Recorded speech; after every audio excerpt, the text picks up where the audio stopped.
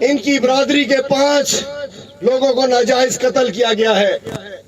وہ تواجا بھائر ناہن، تواجا پانجائن، آسانجا بھی پانجائن، مظلوم اسانجا پانجائن، معصوم اسانجا پانجائن.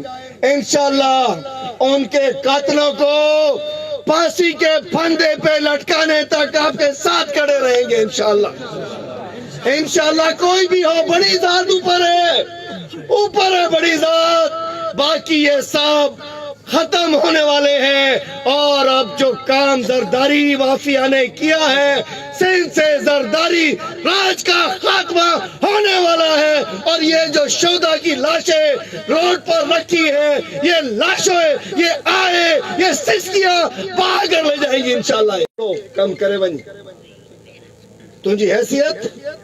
وہ اردو کا نہیں ہوتا تھا اندھیرا اجالا، اس کا ایک ڈرامہ ہوتا تھا، ڈائریکٹ حوالدار ہوتا تھا اس میں عرفان کھسٹ. اس سے زیادہ نہیں ہے. اگر چاہتے ہو کہ ہم آپ کو اچھے ناموں سے یاد رکھیں تو اس ایس ایس پی، اس کمدار، اس نوکر، اس غلام ایس ایس پی، قاتل ایس ایس پی کو یہ اگر شامل نہ ہوتا تو قتل نہ ہوتے. اس لیے کہ پولیس نے ایک گولی لگنے والا بھی شہید ہو گیا، چونکہ 6 گھنٹے بعد ہسپتال پہنچا.